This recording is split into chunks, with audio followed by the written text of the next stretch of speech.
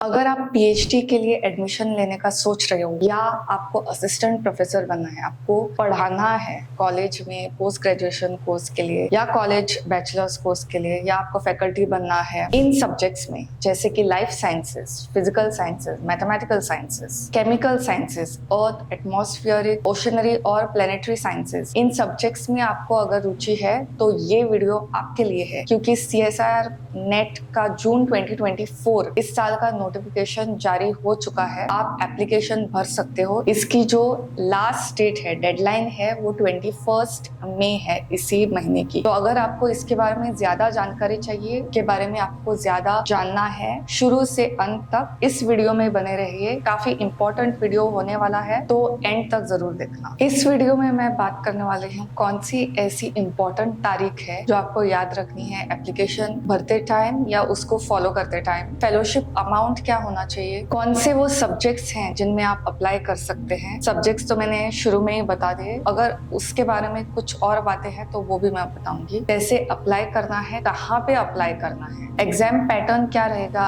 क्या इसकी negative marking है, अगर है तो कितनी है, और एग्जाम में क्या क्या कैरी करना पड़ेगा, एडमिट कार्ड मिलने के लिए कितना समय लगेगा, इसके बारे में सब डिटेल में बात करेंगे। तो काफी इंपॉर्टेंट वीडियो होने वाला है, तो एंड तक जरूर देखना। अगर आपको इन सब्जेक्ट्स के बाहर भी आपको नेट क्लियर करनी है तो उसके लिए मैंने यूजीसी नेट के ऊपर वीडियो किया है, उसका भी नोटिफिकेशन एप्लीकेशन ऑन है, तो वो भी जरूर देखना। वो मैं एंड स्क्रीन में डाल दूंगी। ये वीडियो सीएसआईआर नेट के ऊपर होगा। सबसे पहले तो जानना है कि एग्जाम का डेट क्या होगा। तो एग्जाम का डेट होगा 25 से 27 जून 2024। 3 दिन में सीएसआईआर के सारे सब्जेक्ट्स कवर होंगे। इसके अलावा एडमिट कार्ड कब मिलेगा या एप्लीकेशन कब बंद होगा या उसकी और सारी डिटेल्स अगर जाननी है तो उसकी टाइमलाइन ब्रोशर में है और उसका मैं स्क्रीनशॉट डाल दूंगी यहाँ पे, तो ये आप रिफर करते रहे। सबसे पहले तो जानते हैं कि आपको फेलोशिप कितने मिलेगी। अगर आपने सीएसआईआर नेट क्लियर किया और उसके बाद पीएचडी के लिए एडमिशन मिला, इसके अंडर लेक्चरशिप का भी ऑप्शन है, पर जो स्टूडेंट्स पीएचडी के लिए एडमिशन लेना चाहते हैं, खासकर मैं उनके लिए बोलना चाहती हूँ कि अगर आपने इसके थ्रू पीएचडी के लिए एडमिशन लिया तो 37,000 आपको पर मंथ मिलेगा पहले 2 साल के। इसी 2 साल में आपको कंटिजेंसी मिलेगी, मतलब अगर आपको कुछ केमिकल खरीदना है या और कोई चीजें रिलेटेड टू रिसर्च खरीदना है आपके पीएचडी के, तो भी आप वो खरीद सकते हैं इन पैसों से। 20,000 पर ईयर इतना आपको मिलेगा। 2 साल के बाद आपका एक इंटरव्यू होगा, उसमें आपके एचओडी रहेंगे, एक एक्सटर्नल एग्जामिनर रहेगा जो आपके इंस्टीट्यूट में से नहीं है, और आपके सुपरवाइजर। ये 3 लोग रहेंगे। उनके सामने आपको प्रेजेंटेशन देना होगा कि 2 साल में आपने क्या रिसर्च किया है। उसके बाद आपकी फेलोशिप बढ़ के 37,000 से 42,000 हो जाएगी पर मंथ। इसका एचआरए भी चेंज हो जाएगा। इसमें आपको एचआरए भी मिलेगा थ्रू आउट, मतलब फर्स्ट ईयर से लेके 5वें साल तक आपको एचआरए मिलेगा। पहले 2 साल के लिए वो थोड़ा कम रहेगा, अगले 3 साल के लिए वो ज्यादा रहेगा। एग्जैक्ट परसेंटेज क्या है और कितना आपको अमाउंट मिलेगा वो आपके लोकेशन पे डिपेंड करता है, तो लोकेशन के हिसाब से वो आपको मिल जाएगा। अब कौन से सब्जेक्ट्स है, मैंने तो इंट्रोडक्शन में पहले ही बता दिया था, पर फिर भी अगर आपको याद नहीं है तो ये वो सारे सब्जेक्ट्स हैं जिनमें आप नेट क्लियर कर सकते हैं और उसी सब्जेक्ट्स या उसके आसपास आपको असिस्टेंट प्रोफेसरशिप मिल सकती है। इस वीडियो के बारे में मैंने कम्युनिटी पे भी एक पोस्ट किया था, काफी अच्छा रिस्पॉन्स आया था, मतलब मुझे 10 वोट्स तो आए थे कि वीडियो करना, इसके लिए मैं कर रही हूँ।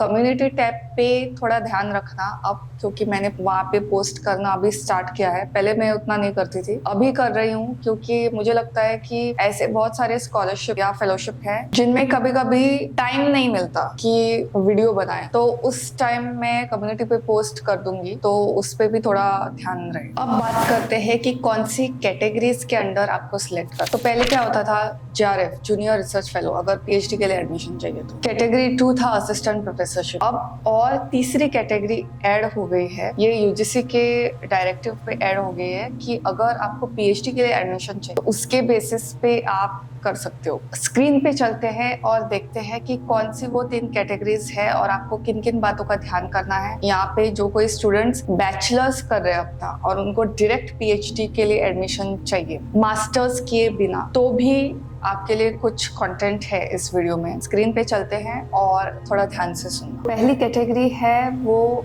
JRF के लिए है, उसमें आपको PhD एडमिशन मिलेगा और इससे आप असिस्टेंट प्रोफेसरशिप के लिए भी क्वालिफाई हो जाओगे और इससे आपको PhD एडमिशन भी मिल जाएगा। कैटेगरी 2 में आप असिस्टेंट प्रोफेसरशिप के लिए क्वालिफाई हो जाते हो और एडमिशन टू PhD। तो JRF तो आपको नहीं मिलेगा। JRF मिलेगा क्या मतलब आपको CSIR पैसे देगा PhD करने के लिए, तो वो तो नहीं होने वाला इससे। और असिस्टेंट प्रोफेसरशिप और PhD के लिए आप एडमिशन ले सकते हो। कैटेगरी 3 जो है इसमें एडमिशन टू PhD ओनली, उसमें आपको JRF नहीं मिलेगा, उसमें आप असिस्टेंट प्रोफेसरशिप भी आपको नहीं मिलेगी, इसमें सिर्फ आपको PhD एडमिशन मिलेगा। तो अगर आप सोच रहे थे कि आप PhD के लिए एडमिशन लेना चाहते थे और आपको इंस्टीट्यूट का एंट्रेंस एग्जाम नहीं देना बल्कि एक एंट्रेंस के बेसिस पे आपको इंडिया में कहीं पे भी एडमिशन मिल जाना चाहिए, तो उसके बेसिस पे आप ये कर सकते हो। अगर आप कैटेगरी 2 या कैटेगरी 3 सिलेक्ट करते हो तो नेट में आपको 70% वेटेज मिलेगी और 30% वेटेज आपका परफॉर्मेंस PhD इंटरव्यू में कैसा है उस पे मिलेगा।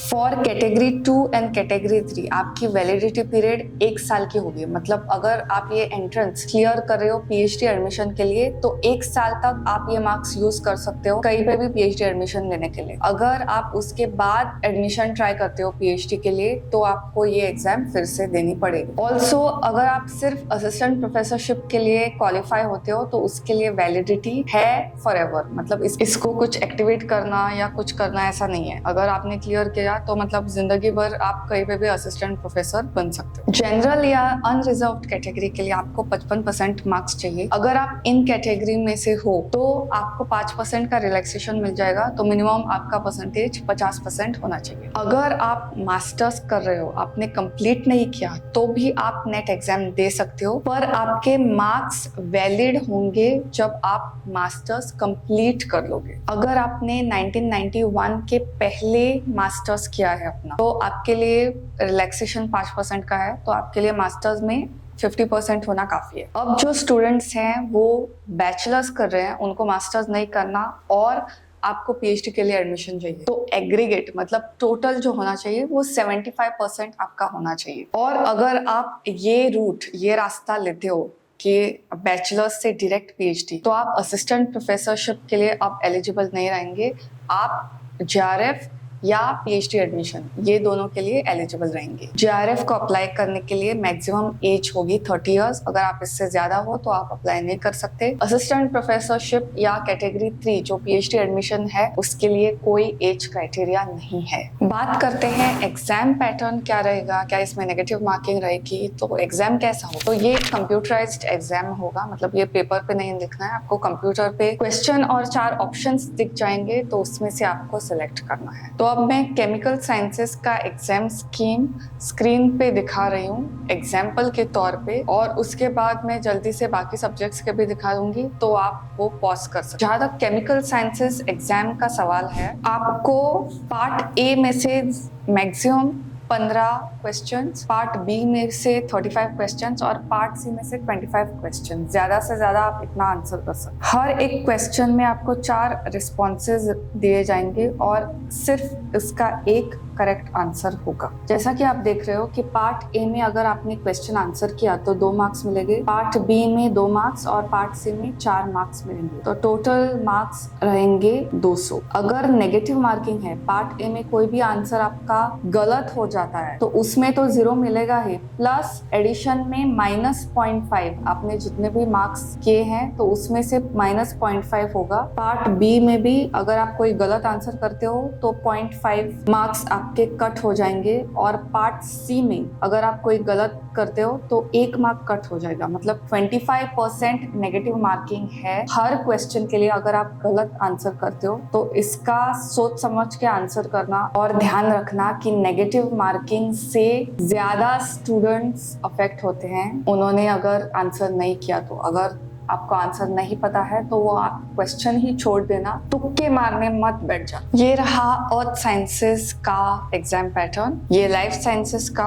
और उसके बाद मैथमेटिकल साइंसेस का, फिजिकल साइंसेस का। पॉज कर सकते हो और देख सकते हो। इसमें से जो तीनों पार्ट है वो कंटिन्यूअस रहेगा, मतलब उसमें कोई ब्रेक नहीं होगा। स्क्रीन में चलते हैं और देखते हैं कि एग्जैक्टली क्या क्वेश्चंस रहेंगे। तो पार्ट ए सबके लिए कॉमन होगा, आपका कोई भी सब्जेक्ट हो तो उसमें आपको logical reasoning, analytical and numerical ability, basically general aptitude जो है वो इसमें आपको देखने को मिलेगा। पार्ट बी में आपको subject related multiple choice questions रहेंगे जो आपका सिलेबस कवर करेंगे आपसे सब्जेक्ट रिलेटेड। पार्ट सी में भी मल्टीपल चॉइस क्वेश्चन रहेंगे पर ये ज्यादा एनालिटिकल रहेगा as compare to part B. Part B ज्यादा करके आपका मेमोरी को टेस्ट करता है, आपकी याददाश्त कितनी अच्छी है उसको टेस्ट करता है। पार्ट सी जो है आप कितना एनालिसिस कर सकते हो उसको टेस्ट करता है। पेपर हिंदी और इंग्लिश दोनों में होगा, आप कोई भी लैंग्वेज सिलेक्ट कर सकते हो एप्लीकेशन भरते टाइम। इस एग्जाम का सिलेबस और स्कीम ऑफ एग्जामिनेशन के सारे डिटेल्स आपको इस वेबसाइट पे मिल जाएंगे। अब अप्लाई कैसे करते हैं, कहाँ पे जाते हैं? तो ये वो वेबसाइट है जिसमें आपको पहले रजिस्टर करना होगा, उसके बाद लॉगिन करना होगा आपके रजिस्टर्ड मोबाइल और ईमेल एड्रेस से, और इससे आप फॉर्म फिलअप कर सकते हो। पर उससे पहले ये कुछ कोड्स हैं जो जरूरी है। पहले तो ये है एग्जाम फी, इसके सारे डिटेल्स। उसके बाद ये है एग्जाम सेंटर्स के कोड्स। उसके बाद अगर आपको कोई फिजिकल डिसेबिलिटी है या फिजिकल लिमिटेशन है एग्जाम लिखने में तो उसका भी एक सर्टिफिकेट है, तो वो आप भर सकते हैं अगर आप उस कैटेगरी में आते हैं। अगर आप रिजल्ट अवेटेड या एनरोल्ड कैंडिडेट्स हैं, मतलब अगर आप मास्टर्स कर रहे हैं या बैचलर्स कर रहे हैं पर आपके पास वो फाइनल एग्रीगेट परसेंटेज नहीं है तो उसका भी फॉर्म भरना पड़ेगा, तो ये थोड़ा ध्यान रखना। अगर आप ओबीसी SC ST कैटेगरी में से है, तो अगर आप इकोनॉमिकली वीकर सेक्शन से बिलोंग करते हैं, आपका फाइनेंशियल बैकग्राउंड थोड़ा ठीक नहीं है, तो उसका भी एक सर्टिफिकेट है, तो वो फिल कर लेना। ये जो सर्टिफिकेट्स मैंने दिखाए हैं वो बहुत सारे स्टूडेंट्स मिस कर देते हैं और वो सिर्फ एप्लीकेशन भर देते हैं और सबमिट कर देते हैं, तो उससे क्या होता है कि प्रोसीजर इनकम्प्लीट रहता है और आपका जो कैंडिडेचर है एग्जाम के लिए वो रिजेक्ट होने के चांसेस भी बढ़ जाते हैं। ये मैं एक बात बताना चाहती हूँ कि हमेशा प्रॉब्लम रहता है कि फॉर्म कैसे फिलअप करें, तो इसका पूरा गाइडेंस जो है वो ब्रोशर के एंड में लिखा है। मतलब उन्होंने एक्चुअली पिक्चर्स डाल के आपको दिखाया कि लॉगिन कैसे करते हैं, उसके बाद बाकी के सारे स्टेप्स जो फॉर्म में जरूरी है वो कैसे फिल करते हैं, तो ये सब आपको दिखाया गया है। तो पहले तो मैं सोच रही थी कि एक वॉक थ्रू ट्यूटोरियल बनाऊं आपके लिए कि लॉगिन कैसे होता है, रजिस्ट्रेशन कैसे होता है, फॉर्म में कहाँ क्या भरना चाहिए। पर जब मैंने ब्रोशर पढ़ा तो एंड में इतना क्लियरली उन्होंने दे दिया है, मतलब सारे बाकी के एग्जाम्स को भी ऐसे फॉलो करना चाहिए ताकि स्टूडेंट्स को कोई कंफ्यूजन ना रहे। एक बार वो चेक कर लेना, उससे आपका सारा कंफ्यूजन दूर हो जाएगा। फॉर्म भरते टाइम एक विंडो में CSR का एप्लीकेशन फॉर्म ऑन रहेगा और दूसरे विंडो में ब्रोशर का वो एंडिंग पार्ट जो है जिसमें स्टेप वाइज दिखाया है वो ओपन करके रखना, उससे आपको कोई प्रॉब्लम नहीं होगा। फीस भरने के बाद जब एप्लीकेशन भर जाता है, सबमिट करने के बाद आपको फीस भरनी पड़ती है, तो उसका प्रूफ जो है अपने कंप्यूटर में रखना। ये कोई भी फॉर्म CSIR को मेल नहीं करने हैं या पोस्ट से नहीं जाना है। अपनी जानकारी के लिए और अपने कन्वीनियंस के लिए सारे जो पेमेंट रिसिप्ट है वो भी कंप्यूटर में रखना। एक बात बहुत जरूरी है कि आप CSIR का वेबसाइट डेली चेक करो, क्योंकि अब जब एप्लीकेशन स्टार्ट हो गया है तो कुछ ना कुछ अपडेट्स आते रहे, तो इस बारे में बहुत लोगों को कभी कभी पता भी नहीं होता है कि कौन से अपडेट्स आते हैं और कौन से चले भी जाते हैं, तो डेली उसको बुकमार्क करके ब्राउजर में आप चेक कर सकते हैं। मैं भी यही करती थी। जब एडमिट कार्ड आया और जब एग्जाम का दिन है 25, 26 या 27 जो भी डेट आपके सब्जेक्ट को मिली है, तो वो दिन है, उसमें अगर आप जा रहे हो एग्जाम के लिए तो ये सारी चीजें हैं जो आप अपने साथ कंपल्सरीली रखनी है। आप वीडियो को पॉज कर सकते हो और चेक कर सकते हो। तो मेरे ख्याल से मैंने सारी बातें इस वीडियो में क्लियर कर दी है एप्लीकेशन प्रोसीजर की। अगर फिर भी कोई डाउट है तो मुझे कॉमेंट में बताना। मुझे आज सुबह ही पता चला कि CSIR का नोटिफिकेशन आउट हो गया है, तो मैंने सोचा मैं जल्दी जल्दी से स्क्रिप्ट लिखती हूँ और वीडियो बनाती हूँ। इसमें से कुछ बात समझ में ना आए तो इन्फॉर्मेशन ब्रोशर उसमें सब कुछ डिटेल में और बहुत विस्तार से दिया है। हालांकि मैंने कोशिश की है कि इस वीडियो में ही आपको सारी जानकारी मिल जाए, पर फिर भी हो सकता है कुछ बातें छूट जाए, तो इन्फॉर्मेशन बुलेटिन देख लेना। मैंने सारे लिंक्स डिस्क्रिप्शन में डाल दिए हैं। कुछ क्वेश्चंस हो तो कमेंट करना। अगले वीडियो में मिलते हैं, तब तक के लिए बाय।